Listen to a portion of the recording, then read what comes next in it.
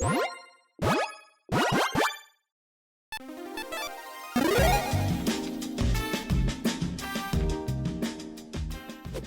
and welcome to the Commander's Quarters. As you know, we've done some studio renovations. You're going to be hearing from my lawyers. Well, this is outrageous. I have flown all the way out here to the Midwest, and what do I find? You've ripped me off. Well, you know what? Better than the original. All right, here we go.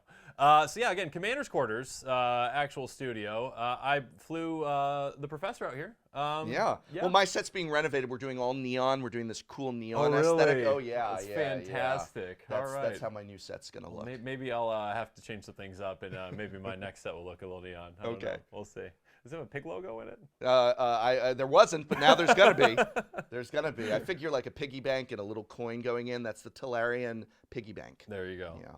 All right, well, this studio renovation was pretty expensive to make it look like this. And that's actually what we're going to be talking about today is expense, but in Commander instead of when it comes to studio remodeling, because I assume most people watching this are going to be playing Commander versus remodeling studios. Yeah, there's a certain irony to the fact that even the premier budget Commander YouTube channel has had to double its prices of decks. Yes. And so if you want any proof of the rising cost of Commander, the fact that literally EDH quarters, Commander's quarters is now Commander's 50 cents, $50. I mean, there's double the amount of quarters. Quarters, multiple. A lot of quarters, you know. Sure, but I really do look to that more so than any other factor. As like, wow, even Mitch had to double his budget simply because cards are getting more expensive. They are, and so I think kind of. It was a really tough decision I made. I think it was back in June or whatever it was when I decided to kind of move up to 25 to 50, and I put out a survey first, and then I kind of did an episode on explaining why and like the rising cost of Commander. And actually, I think it was called The State of Commander, and I kind of talked about that.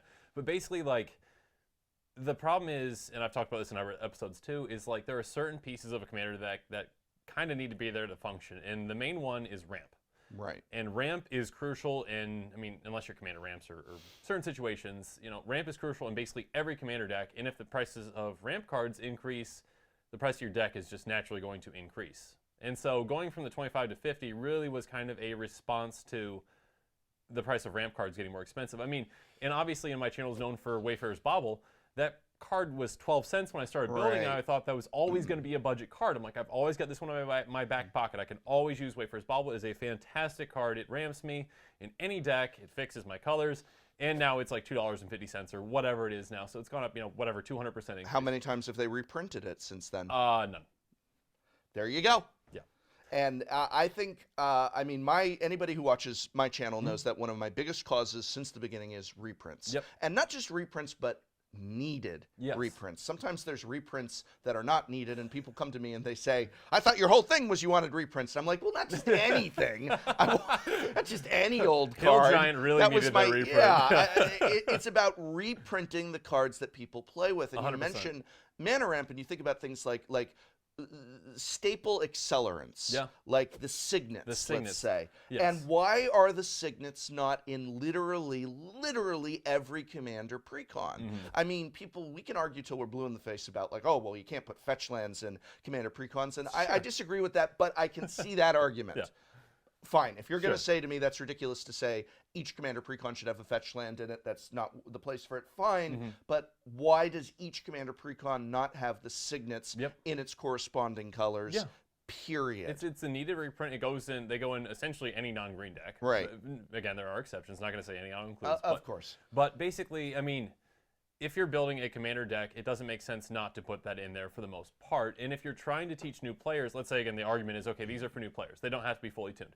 Fine. But if you're trying to teach new players how to properly build their deck, including a bunch of mana rocks that cost 3 or not a lot of mana rocks at all, isn't the right way to do it in my opinion. You still need to teach them, okay, this needs to go in your deck because this is how you go. You accelerate on turn 2, and then you're catching up with the rest of the table, and then you can get ahead of people too. Like it's just a I can't find the argument from Wizards of the Coast side saying why we're not including signets, why we're not including talismans. I can't see it. The only argument I could see is that they want to push new cards, but then that's not what they're doing because they're reprinting worse cards than those. We're getting things like, I mean, the fact that they put guild gates.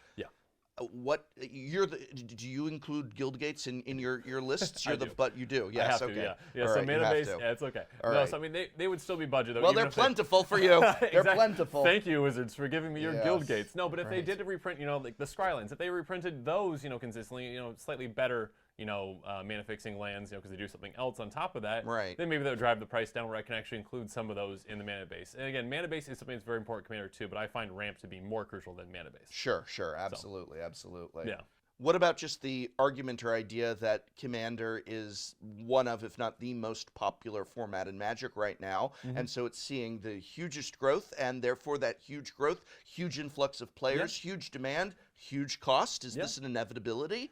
I think that there's always a way that you can. I do a budget channeling. There's Right. always a way to build a deck effectively. No matter what certain cards get to. I might not be able to include Cyclonic Rift in my deck because it's kind of expensive. It's always been expensive. But basically, there's always going to be budget alternatives to that because they're going to keep putting out other cards that you could then use for that. The one slot again that you can't really is ramp unless they put out Arcane Signet, which woo. Yeah, I've got some Brawl. bad news for you about that too. I've got some bad news for you about how accessible Arcane Signet is. Yeah. What Arcane Signet needed to be is basically maybe in booster packs as a bonus card that you got a million of and didn't need, and then it's 10 cents. Instead of just something that sells Brawl decks. Right. Well, then it's worth the price of the Brawl deck. Yeah. Well, Brawl is a fantastic and really popular format, and I think that's going to be the new Commander. I don't know. No, it's not. Why have you turned my office into a house of lies? This is my office. Oh, right. We're in the Midwest. All right, we're in the Midwest. That was a joke on Brawl, everyone. He's still lying. Yeah. Yes. Brawl players, right, Mitch, not me. I'm very sorry to the Brawl players. I'm sorry. All 4 of them. You keep your arcane signets. Yes. I can't use them anyway. Yeah. But no, instead of introducing this new mana ramp that essentially to some people belongs in every Commander deck, reprint the classics. Where's the the regular signets? Where's the talismans? Where's my bauble?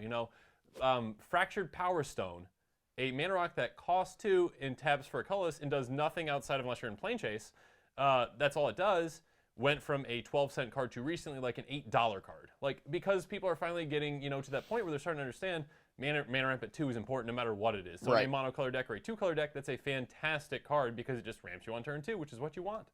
And so where's that reprint? I don't even care if it says Plane Chase stuff on it while it's in a Commander product. It doesn't matter to me. People love Plane Chase. Commanders and Plane Chase are kind of similar. I mean, it's the same format, but just with extra things on top of it. So if it has extra text, fine. Reprint it. Give me it. It comes down to reprint it in so many cases. I mean, I've had this, and I cover non-Commander formats on my channel. I try and cover just about everything except Brawl and Tiny Leaders. Those are the 2 I don't cover, but everything else I do cover. And I've found that for formats like Modern, even Legacy with the reserve list, that it all, at the end of the day, when you start talking to people in those areas that are experts, and it's what is this format really facing in terms of problems? It's just card availability and affordability more than anything else. Maybe something should be banned. Maybe something needs this. But at the end of the day, it just comes down to you need to reprint the cards so that players have access to them. And Magic the Gathering as a game as a whole is exploding. Every year I keep hearing, and I know it's only partially corporate BS. Every year I keep hearing, well, I mean, you got to put out a little bit of bluster when you're a corporation. But I keep hearing that it's the biggest year for Magic. It's the biggest year for Magic. And I do believe that. I believe that we have more people playing than ever before. I believe that when Arena hit, it brought in a huge amount of players who then said, hey, let's go check out our local game store. I believe that is a side effect of Arena. Commander's really awesome. All these formats are really awesome. And so, well, gosh, some of these cards were printed back when the player base was 1/10 the size, and it was just printed in 1 set or 2 sets. There just needs to be a talk about we need to stamp out copies of some of these cards as best we can, but they're never included as the promos for Friday Night Magic. They're never included as the GP promos. They're never, and the GP promos are hard to get and expensive to begin with. They don't do player rewards. They don't do this. They don't reprint the cards, and it comes down to reprint the cards to me. Have you, I think it was, and I apologize if I'm getting this wrong, I believe on MTG Goldfish, I think it was either Saffron Olive or someone else who did like an article a while back on reprint equity, or whatever it's called. Right. And so basically, like, do you kind of believe that that's an actual thing? I guess I should explain. Yeah, I do, but please explain. Reprint equity basically is kind of the concept that Wizards is withholding certain reprints and saying like, okay, we're going to hold these reprints off and then do them in very specific, products at a time over time so that you can then sell the set. So instead of reprinting Oracle of Moldiah in a set that it makes sense, you reprint it as like, here's the one really good commander card in this set so that people will buy it. And so that might make sense to me. I mean, I don't like the practice if it is actually happening. Again, this is, disclaimers, whatever. It's not actually confirmed. Tinfoil hat time. Tinfoil hat time, exactly. But like, when it comes to higher cost cards, sure, but when it comes to like saying like, oh, we're not going to reprint the signets because of reprint equity. How much reprint equity does a signet have? Like, do people go out and buy tons of, commander products because they specifically have signets or not? Like, well, they don't because they're not reprinting them. Exactly. I do believe that reprint equity is at the very least something that they discuss behind closed doors where the lawyers are not present at Wizards of the Coast. I believe this to be true, and I do believe because we can see the patterns. It's not a mistake that the Commander Precon comes out and there's one chase reprint in it. Your Seedborn Muse. Each one, right. And then it's just like, okay, it wasn't an accident that that each Brawl deck had, that they designed the Arcane Signet for each one. That's not reprint equity, but it's again showing that they are aware of these things. And I think that there is a fact where it's like, okay, it's a business, and yes, all they need to do is keep the fetch lands, for example, in their back pocket, and as soon as they need to guarantee that this product or set sells, they're going to reprint them, and there is a certain logic to that, but I think that they need to recognize that as the game grows and as formats like Commander become the moneymaker, that they can end up damaging themselves in terms of card access and availability. And if it gets to a point which it quickly is becoming, that just, I mean, listen, I do I do Commander deck techs on my channel, and every single one of them is filled with comments of people saying the price is outrageous. And I'm thinking, these are what, I like kind of template decks. I like kind of like, this is just going to be your basic build of Teysa, your basic build of whoever. And I'm like, well, here's how you would build Teysa. And it's like, that's $500. That's $600. And it's like, guess what? That is what Commander decks cost unless you're over at Commander's Quarters.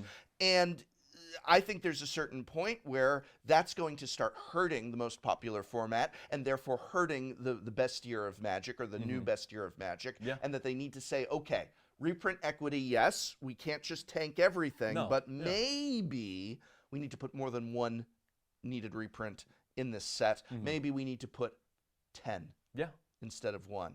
Maybe we need to put 5 instead of 1. Maybe we need to put, start taking the best ramp cards, as you put it, and say, all right, the mana base is going to have the best ramp that we can reprint in every set, because that's where most of the cost gets tied up in, is in mana bases. That's true for most formats as well. And so these are decisions that need to be made. And you know what? You can still keep... I don't care that Oracle of Moldiah is $40 and has never been reprinted. I really don't, because I don't need Oracle of Moldiah to play 99.999999999% of decks. There's a deck that I want to have Oracle of Moldiah for, but I do need lands and accelerants to play. And Wayfarer's Bauble. And Wayfarer's Bauble. And it's the same thing, not to keep talking about Modern, but it's like, it's the reason why fetch lands is the big thing I scream about in Modern, is because the majority, not every deck, but the majority of decks need them. The mana base is the most expensive part of just about every Modern deck, and I don't care if, for example, Mox Opal, which was recently banned, but before it was, when people were saying it needs a reprint, it was $100 each or whatever, and it's like, I didn't really care about that because that was one deck and then 2 decks that really needed it. And I say, okay, that's fine as long as there's alternatives.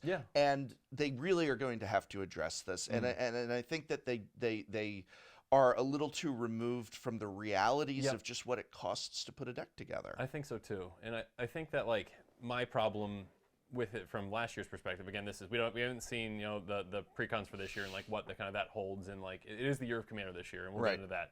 But last year's precons, I think they said from the year before, because the they increased the price, right? But they didn't increase, necessarily the value of the deck from the year before. Right. And so they said, okay, we heard you, and we're making the adjustments. And I honestly don't think they did. I think some people are giving them a bit more credit than they deserve. I don't think they made enough adjustments. I think they, they didn't make enough adjustments. They threw in the Seaborn Muse. Right. They threw in that's what they did. Yeah, they threw in one, here you go card. Now, your Seaborn Muse is we used up the reprint equity on Seaborn Muse. It used to be $20. Now it's 10. Now it's 5. Here you go. Here's your Seaborn Muse. We could give you that one, but it's just you're not addressing the core issue again, in my opinion. Where yes, you don't have to build a deck to be the most pristine, tuned deck of all time. It's a pre-con. You don't need to go dominate people with the pre-con, but you need to build it in a way that makes sense. And in my opinion, you need to continuously reprint the ramp package. Just keep doing it. I personally, without going, I don't want to go too far off topic into Wizards sort of thing, but I do think a big aspect is that everybody at Wizards of the Coast doesn't need to buy their own cards and decks. Sure. And I think that's a big factor. Or if they do so as a luxury, or because most of them are players themselves, but it's more of a hobby thing. And I feel that is going to make you detached over time as to just what a pain in the butt what the value of a card is, a value of a card is, or having to put together a modern or commander deck, or just that sort of thing. And I think it's really going to hit that tipping point, especially with the year of Commander. I mean, it literally did get to the point where, in response to viewer feedback on the cost of the average Commander deck on my channel, is that I've been like, maybe I need to just stop doing Commander decks because you cover budget ones, you're the king of that, and that's what people want. And then maybe it's just like, a $600 middle of the road Commander deck. I just like middle of the road decks, but it turns out that they're $600 now, and that's a problem. And I think that is just a real issue. I don't think it's a secret why your channel has exploded as it has, because to be able to put a functioning Commander deck together for $25 and then $50 is a great service. Your decks are better than the precons, I say. And they are. And now imagine, though, that you could sit down to make your next budget deck, and it's going to be $40, but you can put any card that isn't in the reserve list in it, because that's Wizards of the Coast. They're going to be able to, they raised the price again, it's $45 now. Is it really? I think they raised the price again. Oh, you gotta be kidding me. So obviously they're going to be including a lot more of those, heavily needed reprints. So you're gonna do a $45 deck, but you can now literally, whatever 100 cards you put in it, it'll be $45, and it always ends up being you don't have to grab the guild gates. You don't have to grab the guild gates. Yes. I'm fine with the guild gates for now. I've come to terms with the guild gates. Yeah. So I actually have a question for you, which is that, joking about precons, is precons have a lot of brand new original made for Commander cards. Do you feel that these cards are having a big effect on the cost of Commander? Because keep in mind, there's a big difference between them creating a rare in a draft set that Commander loves. And so let's say the new Theros came out and there's a rare in Theros that's brand new card and Commander loves it. The amount of those rares that have been printed and put out into the world is exponentially higher than if we make 4 Commander precons. We make original, never before seen, made for Commander cards in those precons. We slap, I don't understand how they get, some of them are uncommon, some of them are rare, some of them are mythic. That doesn't make sense to me, but they put this brand new card in there, and then there's so fewer copies of that. And if it is a good card, like most of the Commanders almost always are, but even if it is like, oh, hey, we've got, Mystic Confluence in there, well, until they did recently reprint that, but until they had, then there's only so many copies of this. It's made for Commander. It's made to be good in Commander. And they can't reprint it in standard sets most of the time because of how it works. Exactly. Right, exactly. Like, that's why they couldn't put they can never put Arcane Signet in a draft set at uncommon. You want a 2-mana mana rock that does nothing? Right. They're not going to do that. And so how are we going to get copies out there? And especially with the idea of made for Commander, if they did their job right, that means Commander players want it. So it's not just a rare from Theros. As many rares from Theros we don't want, but all of these new made for Commander cards, not all of them, but most of them, I wouldn't mind a copy of that in my deck. I wouldn't mind a copy of that in my deck. $5, $10. More than that sometimes. Yeah, more than that I think you can really see the difference between those two with like Smothering Tithe, printed in a standard set, versus a Teferi's Protection, which was printed in, I can't remember which Commander product, 2018. Right, and only in one of them. Only one, exactly. Right. And so that one is a $40 card now versus Smothering Tithe, which is still both are very good mono white cards. Right. One is 8, one is 40. Like, and you can even argue that Smothering Tithe is better for just about any white deck. I mean, I'd say both of them. But yes. Yeah. I think I said an argument that could be had. Yeah. But like, and Smothering Tithe's $5 to $7 right now. Yeah. Every white commander deck wants it, $5 to $7 versus Teferi's Protection. Every white commander deck wants it, $45. Yeah. Yeah. And I think that's a real problem. I really wish in many ways, but I mean, they have to monetize it, don't they? Yeah. What are they going to do? Just find ways to print those through standard and sell it to you in $4 packs? And now they've got Teferi's Protection that they can brag about reprinting when they finally reprint it. And they'll reprint it in a very limited quantity and a Right. very specific set to sell that set. Yeah. Do you feel that is going to hurt the format? How do you feel about the fact that you even had to double your price? Yeah. And is that hurting your end in terms of creation, or just frustrating, or like what do you see in terms of the health line of Commander in relation to this growing cost? Sure. I mean, I do think Commander is still in a good spot right now. I do think that there are obviously things that can be changed. Like, I mean, the reprints is kind of my main. If I had a wish list in Commander, better reprints is what I would want. Yeah, the change really was kind of surprising me when I started. I thought I could just continuously always do $25 text, and maybe my channel has had an impact enough where I'm part of the problem, where I'm increasing, or some cards are potentially increasing in price. Many people claim that I increase the price of Wayfarer's Bauble. I cannot confirm nor deny that, although I might have apologized in another video at some point. But tune into my channel to hear me force Mitch to formally apologize to all of you for what he did to the price of Wayfarer's Bauble. But there you go. But basically, yeah, I mean, that's just a very good indication of kind of, I mentioned before, like, there's one place where I can't, really make exceptions for. I can't make exceptions for in ramp. I can't say, like, instead of running the signets, I'm just going to run the lockets. Right. You're really slowing your deck down at that point. They reprinted the lockets. I believe they did it last year. I believe they did. They also, Armillary Sphere. That was my least favorite include in one of the decks. So, like, here, have this mana fixing card. Mana fixing and mana ramp, very different. And it's like, maybe new players, to the format don't necessarily understand that, which is okay, but you shouldn't be teaching them the wrong thing. Just, instead of putting that Armillary Sphere in there, put a signet in there. Do you know what they actually, I actually had a conversation with an actual person at Wizards of the Coast about that very issue with a different example. And you know what they said to me? They said, well, part of the fun of being a new player is then learning to upgrade your deck.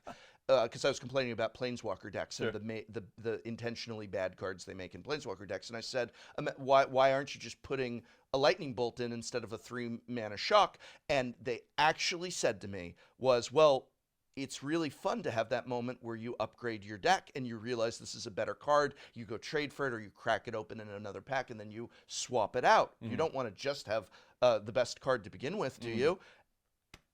So yeah. This card's in here, so the short of it is we're doomed, because that's the mentality. It's a placeholder. Yeah. Well, yeah, and you mentioned too before, like, thank you for your compliment that my decks are better than the precons. I appreciate that, but it's kind of not hard when they're not building their precons to be tuned. Right. When they're intentionally making these decisions where they put 40 lands in a deck that does not need 40 lands, that's not land focused or whatnot, and they're just saying that, because it's a new player. We want a new player experience where you're going slower, you're making more decisions, you're making decisions slower, you're doing everything slower. It's just slower, essentially. This idea to me that new players are just like mentally, struggling to grasp the game, it's beyond me. I mean, I started when I was 14 and was handed a deck full of a bunch of broken cards. And, we were talking to our friend Olivia. She started on Commander and with a fully tuned deck and figured it out. We're smart. Magic players are smart. Exactly. Yeah.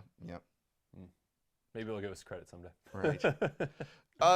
You mentioned, I do have a question I wanted to ask you while I was here, which is that you mentioned, we joke about the Wayfarer's Bauble thing. Yeah. But do you put a lot of stock in the idea that popular creators can create a rising price effect on cards. We've heard of, you know, the commander's quarters effect, the command zone effect, command zone effect, yep. The you know, the saffron olive effect. Yep.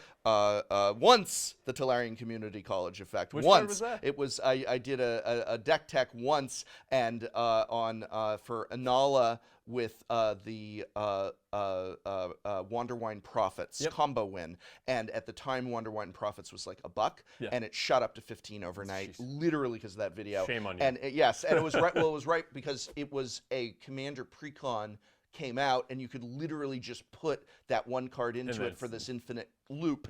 And so it was just like that happened. And I don't think I usually make products shoot off the shelves in terms of sleeves and deck boxes more so than cards. But do you think is it a kind of fatalism to just say, listen, as soon as I find, like, you're sitting at your computer tonight, you're working on your video for next week, and you find this 13-cent amazing card everyone's overlooked, and then you think to yourself, if I show this off, it'll be $3. I have had the thought before, especially on some older cards. I definitely have. Do you think that? Do you even think, is that true, or is that not really? Or are you?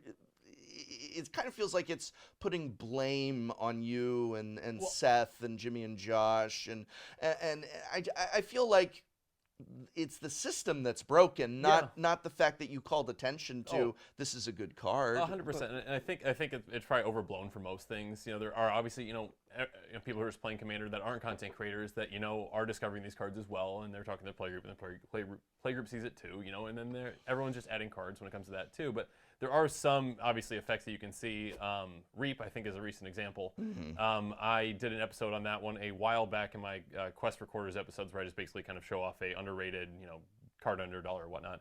And I showed that one off. It immediately jumped to $1. I mean, it was like 50 cents or whatnot. It immediately jumped to $1 or $2 like in the first day. And then it kind of like stabilized, went back down or whatnot. It didn't go all the way down. But then the Command Zone recently did an episode. I believe it was Josh's like favorite underrated card recently too. And he, as soon as that episode came out, actually I think it was the day before, because patrons get access to it the day before, the card's price went up to like $10. So you can't, I mean, there obviously is some precedent to say that yes, content creators putting content out there and showing kind of these underrated, underappreciated cards that might be, you know, pretty old and not have a big print run and never been reprinted like Reap, like, yes, that's going to affect prices. Like, it will affect prices. Me having Wayfarer's Bauble in almost every single one of my deck techs is going to affect its price. That doesn't mean I'm not going to include it because it's going to affect its price, though it's the right card for that deck. So, yeah. And again, I mean, if Wayfarer's Bauble would just get reprinted in each Commander precon, it would be back down to 12 cents again.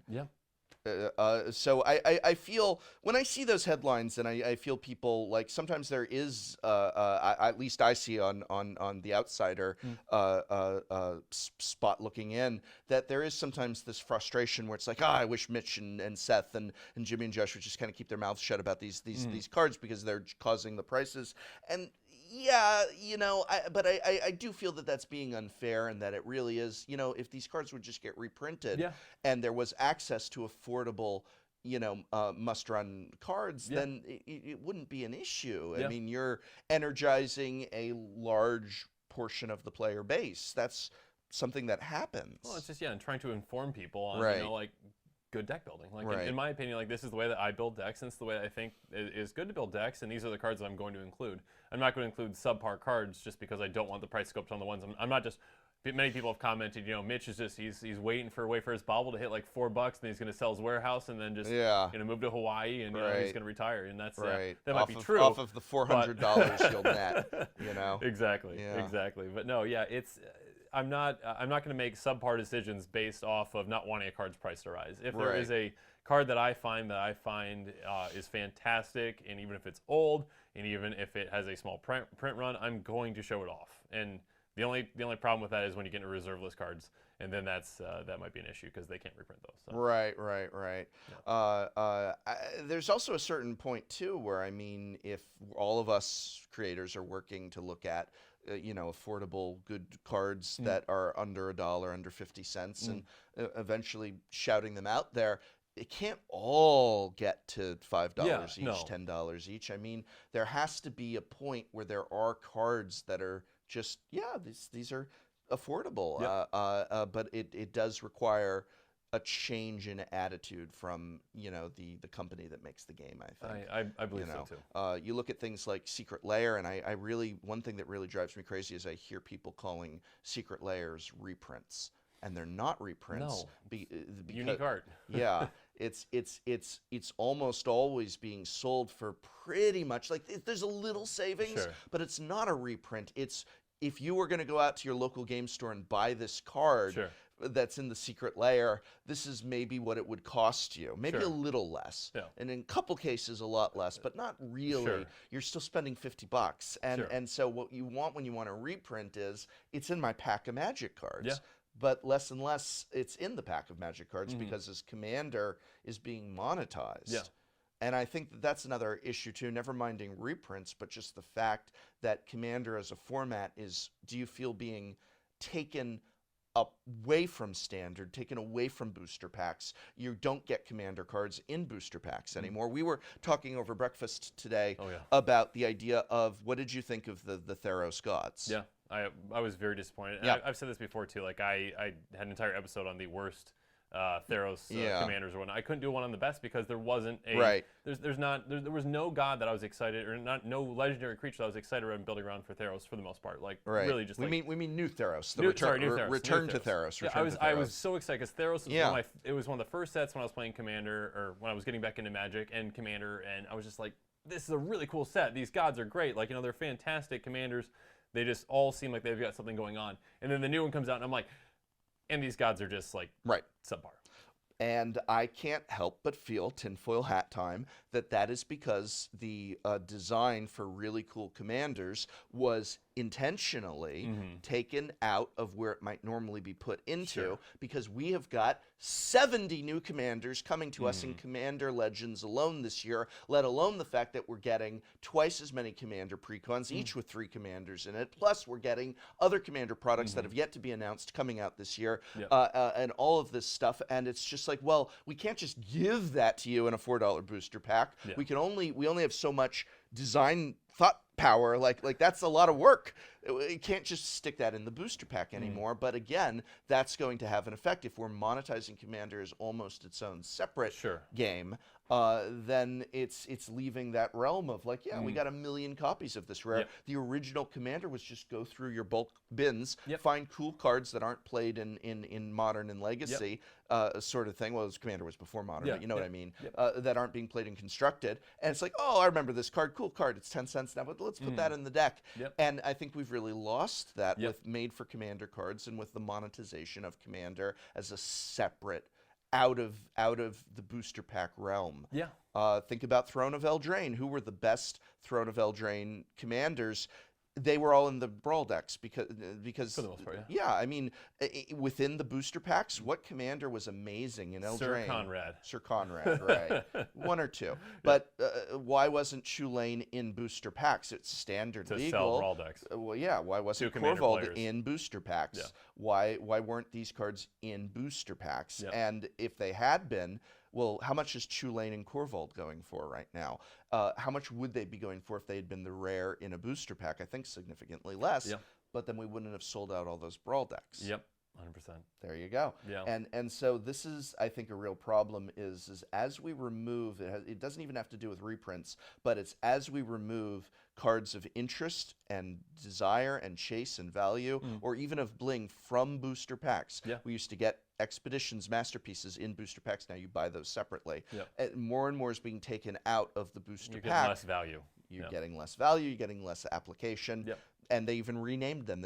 We used to call them booster packs, but now they're called draft packs. They literally renamed them, so they're saying this is just for draft. And so let's take anything that non-drafters would want out of the booster pack.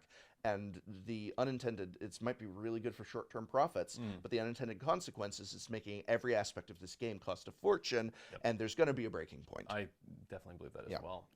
I mean, I think at a certain point, too, what I've seen, it seems like they're trying to have their cake and eat it, too. Like where, okay, none of the commanders in Theros, again, like new Theros, are really that desirable necessarily. 1 or 2, maybe 1. A couple. Okay, anyway. But the instead of just having a decent amount of commander staples in the set, it was okay for the 99. But then you've got you can tell when they have that commander card. Okay, Nyx Bloom Ancient.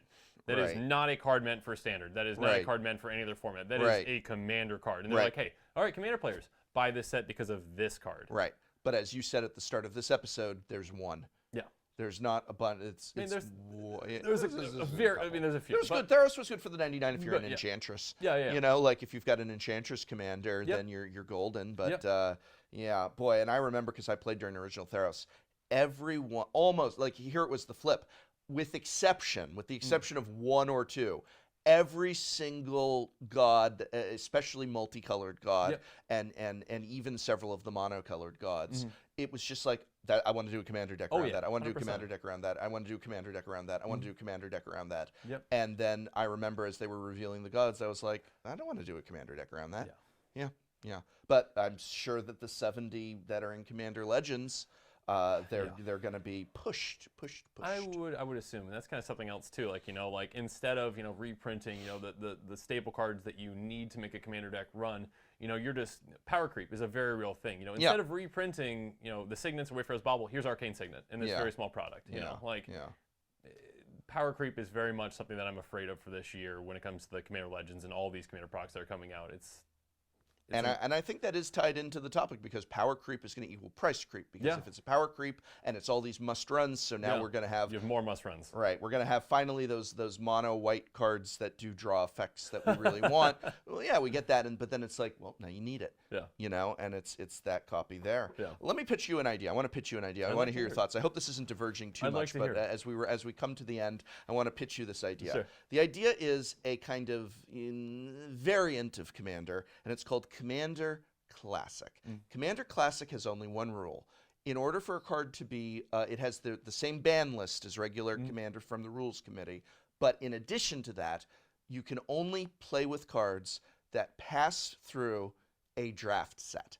So so the rule is it had to have been in a booster pack. Okay. Basically, if it was in a booster pack, whether it was that includes Battle Bond, Master sets, but it had to have been in some form of booster pack. Not even buy box promos. I can't. Not even buy a box. Okay.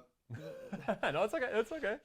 I'll leave that one up to the philosophers. That went up to the philosophers. But the idea being that if it was a made for Commander card in a Commander Precon, in something that wasn't in a booster draft, maybe we should even go so far as to just say Standard. If it wasn't ever let's do that because I want to get Commander Legends illegal already. It's not even out yet. I want Commander Legends illegal. Rules Committee. Okay, yeah. So this is the subvariant. Commander Classic.